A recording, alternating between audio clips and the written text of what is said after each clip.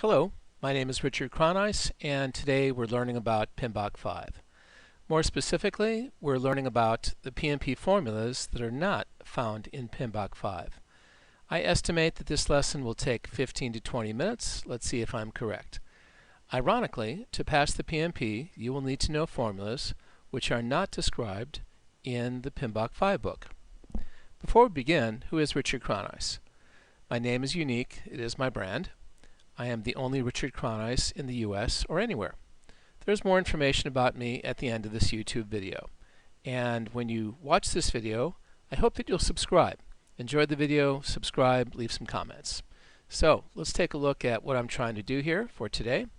This is really part of a series that I called PMBOK 5, Learning the PMP Formulas. This really happened because a friend of mine named Glenda from Chicago gave me this idea. She needed help with PMP formulas, and I indicated that they really need to be learned in context. So if you missed the first lesson in the series, it's shown below. It's called PMBOK 5, Learning PMP Formulas, Your Lesson Plan. So that's on my YouTube channel if you want to take a look at it. So let's begin. Important formulas not found in the PMBOK 5 book. Ironically, there are formulas a PMP student needs to pass the test, and they are not described in PMBOK 5. Do you need some proof? Well, let's take a quick look over at PMBOK 5 online. So this is page 66. Sorry, it's page 60. Yeah, page 66. And it talks about developing project charter. It is PMBOK 5, taken from the PMI website. They are so kind to give it to us online as members. I certainly appreciate it. If you look at this, and I'll pump it up just a little bit better so you can see it just a little bit bigger. It talks about the inputs, tools and techniques, and outputs. You'd think that perhaps for developing project charter, there'd be discussion on project selection methods. Maybe a little bit, but there is none. If you scroll down a bit, looking at the various parts of the book regarding develop project charter and the inputs and the business case and agreements, enterprise, environmental factors, and so forth.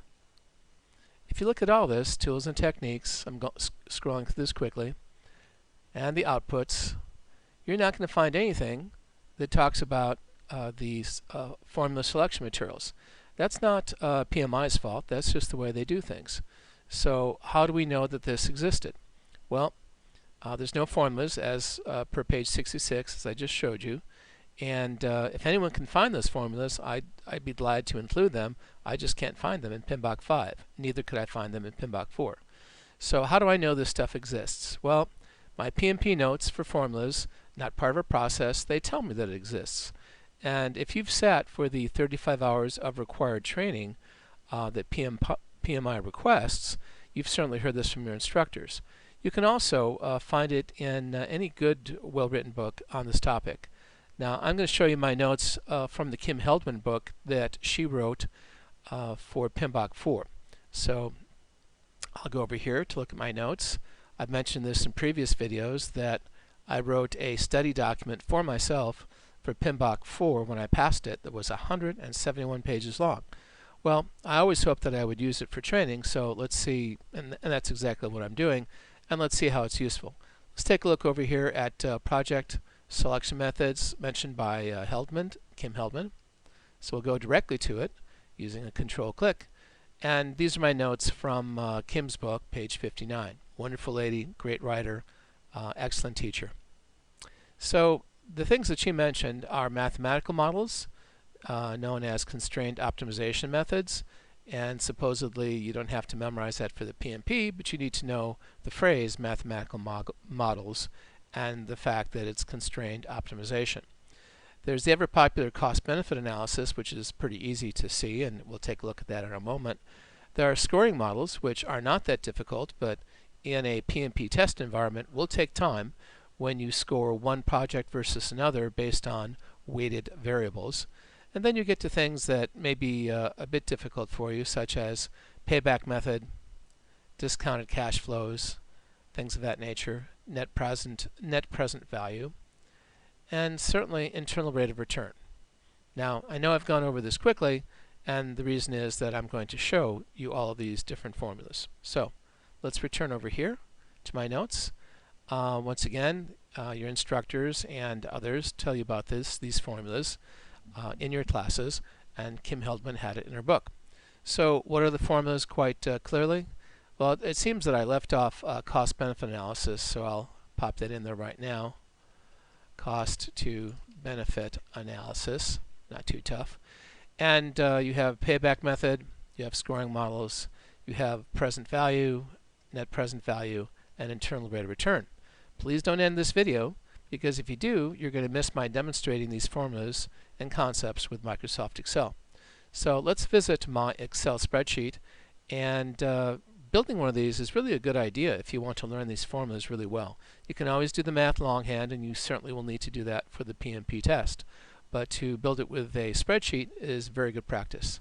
So I'm going to stroll over to my spreadsheets right now, and you can see them.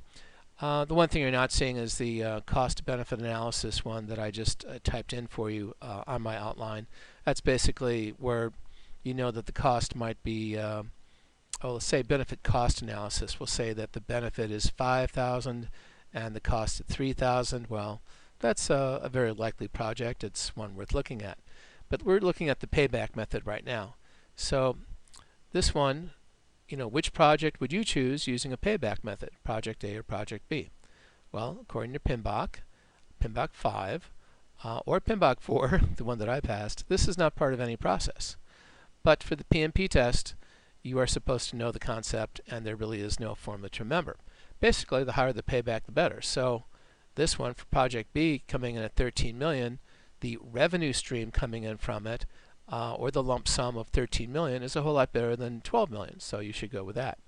So let's take a look at scoring models. Now, scoring models is not a formula, but it's certainly, well, it's lots of formulas that are kind of embedded into it. They're simple.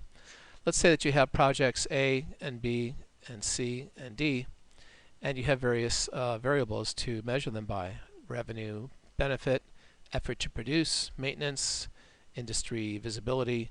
And so there's weight factors for each variable, and there are scores for each project. So this is what you'll see, something like this, that's on a PMP test. So it's quite possible. Depends on who's taking the test and what problems they get for the day. Here's a note that I made for myself when I was doing PMBOK 4, still applies I think to PMBOK 5, that to myself I said that I was going to skip the weighting scoring problems to the end. They are doable, but for me they were very time costly, and yet I'm good with math. Well, I used a best guess method. You don't have to, that's up to you. And what I did was I made a quick total of project numbers, and a strong winner is a good guess. What does that mean? Well, what I did was I would total up project A, project B, project C, and project D. And these were just totaling up their variable factors, such as the 8 and the 6 and the 3 and the 5 and the 7. So if you look at all this, project A is slightly better than project C. Well, none of these have been weighted yet, so that's not really the answer. But when I took the test, I knew that project A was worth looking at, and project C came close to behind. So how do you do this? Well, you need to be able to do this on the blank piece of paper that they give you at Prometric when you take the test. And so what you would think is, okay, I've got a weight of 6 for estimated revenue, weight of 6, project A. Okay, 6 times 8 is 48, and you put 48 over here. And then you would say, okay, weight is 6, project B is 1, 6 times 1 is 6, that goes over here. And so you see that you fill everything from here. All of this really has to be fleshed out into this. Well, so you're doing a bunch of math. I mean, a lot of multiplication, nothing complex, but timely, and if you do it out of order, you're having a bad day. So my initial guess was that project A was going to be better than project C, and using my intuition, it would be slightly better. Let's see how this turned out. I'm going to reveal it to you now by changing this so you can see the results. As it turns out, project A was better, and it was significantly better than project C. The numbers that I had calculated, such as the 6 times 8 equals 48, all those numbers equal this, all those numbers equal that, and so forth. So when you look at all of it, using the scoring method, project A certainly was better than project C. by a bunch. But my initial guess was project A, but you really have to do the math to be sure. So that's scoring models. Let's take a look over at using the present value approach. Once again, I've blacked out the area that has the answers. So which project would you choose using a present value method? Project A or project B? Well, again, according to PMBOK, this isn't part of any process, but it's something that a project manager should know. It's possible it may be on the test, so you need to know the method and the formulas.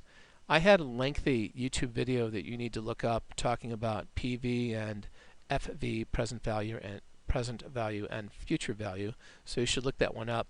But what this really amounts to is you have a project, you have a future value that, oh, it's 12 million. Sound familiar? Back here we had project A and B with 12 million and 13 million. And going over here to using the PV approach, we have the same kind of thing, except we have more information. The project A took place over 3 years, and 5% was the understood rate of inflation. And project B, 5 years at 5%. Well, you need to be able to do this formula, and you need to look at your notes and also look at my YouTube video. So basically, you're taking this income stream and you are devaluing it using this kind of information that's based on the interest. So, which one is better, the 12 or the 13 million? Here's the answer. It's coming up. Just a minute. Well, by this, project A that actually has a future value of 12 million versus the 13 million, project A is slightly better. Well, it depends on what you consider slight, because project A has a present value of about 10.36 million. This has a present value of, 10.185 million, so that's approximately 200,000. Depends on how much you value money, depends on what your company wants to do. Very clearly, it's not a simple choice between these two, and that's an example of present value. Well, what happens if you're being asked not to judge just one lump sum that's out in the future, 3 years from now? What happens if you have to analyze an income stream for 3 years and an income stream for 5 years? Well, you are then talking about net present value. So once again, we can see we have a project A and a project B, and for this one, the future value is going to be 3 million. And for this one, the future value is 3.2 million. But over here, you can see that for project A, there are 3 years at play. 3 years of income. There's the income over here. For project B, there are 5 years of income. That would be 1, 2, 3, 4, and the 5th year out in the future. The interest rate is 3%. And so with this interest rate, you have to calculate, and you're doing this on a PMP test. So just imagine how that will get your attention. It takes time. So to do this one, there's no shortcuts. You just have to deal with it. Let's take a look at some of my advice. That, for the PMP test, I decided that if I saw this type of question, I would take a guess and skip it. Now, that may not be the best advice you've heard, but in real life, for doing these problems, you only get about 1.2 minutes per PMP problem. So my feeling was that I skipped. I would look at this question. I knew what it asked. I knew the difficulty of it. I would take a guess, and so I would take that guess and I would mark the question for review at the end of the test. And you hope that you have time at the end of the review. Once again, getting back to net present value, the total net, the future value is 3 million and 3.2, and you are discounting. This is year one. It's just starting up, makes 500,000, discounted by 3%. That's actually equal to $485,000 in today, and for year 2 and year 3. So let's take a look at these two numbers and see which one is the best. So according to this, again, project A is slightly better than this one. So this is better by about, what is that? It's better by about 100,000. So kind of a close one. So, but you need the ability to set these things up, and with a spreadsheet, which you don't have access to during your PMP test, with this spreadsheet, notice that it shows the numbers. guess what? If I change the spreadsheet and I just change it to 0.05, it all ripples through. Everything's done. It's a totally different number. Everything in here, all of my formulas, which are embedded, this is kind of an Excel thing, or all of my formulas are embedded. So, but I'm going to change it back to 0.03 and just leave you with, my best advice, which is if you see this on a PMP test, take a good guess and skip it, unless you're really fast and really good with the math. And once again, regarding these present value and future value numbers, the logic for doing these formulas, for doing this kind of thing, I've already explained it in a YouTube video called PV and FV, so you want to research that. So I have one more to go, and that's internal rate of return. Now let's take a look at my notes. Again, the question is, which project should you choose using the IRR method, which is internal rate of return? Project A or Project B? Again, according to PMBOK and your instructors and various books you might read on this, this is not part of any project management process. It's not one of the 47, but you need to know this math formula because it may be on the test. More importantly, it's the kind of thing that a project manager should understand, this kind of concept. So once again, for the PMP test, you're supposed to know the method and which project to choose. You choose something, the higher the better. So what are you trying to do here? Well, what you're doing is you're figuring, okay, I'm spending $1 million, I'm getting this kind of income stream. What is the discounted value? That's what they call it. It's a pretty hard concept to understand. Let's take a look back here. Now, do you remember when we were taking future values and we were saying, well, we discount this future income by 5%, by 5%. Now, imagine, keep that in mind, you're discounting by a certain amount. This is how I memorized it. I hope it works for you. I understood discounted rate to mean what is the magical interest rate that would take this payback and force the present value to 0. So it's kind of like a negative interest rate, but in a good thing. So it is it's the return on investment, if you want, the internal rate of return. So let's see which one's better. The one where you spend $1 million and get a payback of 1.5, or when you start up a project with 1.5 million as a cost and make 2 million.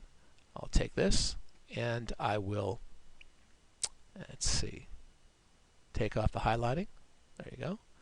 And as it turns out, Project A, which brought in less money, actually is a better internal rate of return for you. Now, if you're talking about, it still might be a horse race depending on the priority of the projects, but by PMI rationale, and a good rationale, you normally just pick the project that has a higher number. In case you want to see how this is done with Excel, I'm going to do this up here, and maybe that'll be useful for you. I'm going to do this. See if I can do it real fast. It's waiting for me to put in a number. Oops, let's see. It wants values. So, when I first tried to do this, I would just highlight the returns like that, the income stream, and press enter. But Excel didn't like that. And that should teach you something, that internal rate of return is not simply about the payback. It has to do with the cost. Now, if I change the numbers that I'm analyzing with an internal rate of return and change it to the cost plus the income stream, and then once again the formula is here and it's here. If I press enter, it shows you that it's 13%, just the same as over here. So that's a formula that runs it. Unfortunately, well, perhaps a good thing, you'll never have to do this formula for the PMI test, but it's PMP test, but it's really good to know that the higher the number, the better the project. That's the project you want to select. So we're coming to an end. I hope you've stayed with me. And over here, let's take a summary for all of this. Now, PMBOK 5 is the essential book to read for passing the PMP. But instructors and books will teach you about the PMP formulas that are used for selecting projects. And these formulas and concepts are not discussed in PMBOK 5. If you can find them in there, if you can find them, please let me know. Leave a comment. So those are these are the formulas and their concepts. Once again, I forgot the benefit to cost ratio. I'm going to put that in so you remember it. So we have benefit to cost ratio, We have Payback, which is really simple. Scoring models, which is easy to do but lengthy to do in a PMP test setting. Present value, which you absolutely should know that formula, and they are discussed in my other videos. And net present value, which is pretty much present value, except it's done again and again to analyze income streams. And the tough one that you mercifully do not have to memorize is internal rate of return. You are not required to learn how to do it on paper or on a spreadsheet. But it's really good to know that the higher the internal rate of return, the better the project. So a 15% project IRR is much better than 10%. So that's it. You've come close to the end. Thanks for visiting Dad's Learning Videos today. I sometimes wish I had not chosen that, but I am a dad and a very proud dad of my kids. So subscribe today if you can. If you enjoyed the video, please subscribe. Leave comments. I'd love to learn from you. I hope I've taught you some stuff. So my name is Richard Kraneis. It is a unique name, and people have advised me to consider it my unique brand. I am the only Richard Kraneis in the U.S. or anywhere. So I better do good work and seek integrity and value in all that I do, because it's pretty easy to track me down. So I am a PMP from Chicago, Illinois, USA, as of June 23rd. That's the same day the Blackhawks won the Stanley Cup, a wonderful day for Chicago fans. I am a business analyst, project manager, SharePoint evangelist in Chicago, Illinois. And I welcome your LinkedIn inquiries, new projects if you want to send them my way or discuss them, training engagements. People are talking to me more and more about training. I'd love to do some. And I certainly look forward to anything a potential employer or recruiter might have for me. And that's pretty much it. Have a great day. Thanks for visiting. Thanks for spending time with me. And please subscribe if you have a minute. Thank you so much.